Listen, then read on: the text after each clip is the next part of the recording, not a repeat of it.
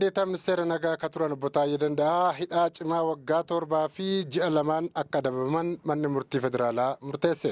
Manni murtii federaalaa dhaddachaa irra ooleen obbo Taayyeen yakka meeshaa waraanaa seeraan ala qabatanii argamuun hidhaa cimaa waggaa 7 fi baatii 2 akkasumas qarshii 5,000 akka adabaman murteesseera. Duraan deetaa ministeera nagaa fi miseensa caffee Oromiyaa akka turan labsii bulchiinsaa fi to'annoo meeshaa waraanaa 11/7 muraa 12 keewwata 4 akkasumas 22 jalatti himatamanii dhimmi isaanii mana murtii olaanaa federaalaatti ramaddii lidataatti murtiin isaanii ilaalamaa tureera. Himanni kun obbo Taayyeen meeshaa waraanaa hayyama hin qabne kilaashii 1 kaazinaa kilaashii 2 fi rasaasa kilaashii 60 mana isaaniitti argameera akka jedhudha. Manni murtii dhaddachaa har'a taa'een obbo Taayyeen yakka meeshaa waraanaa seeraan ala qabatanii argamuun hidhaa cimaa waggaa 7 fi ji'a 2 akkasumas qarshii 5,000 akka adabaman murteesseera. Abukaattoon obbo Taayyee Danda'a akka turan obbo Abarraa Nigus ragaaleen ittisaa dhagahamuu qaban 3 turanii isaan bifa sirrii hin taaneen osoo hin dhagahamin darbameera jechuun komataniiru. Murtee manni murteessuu kabajnus komii qabnu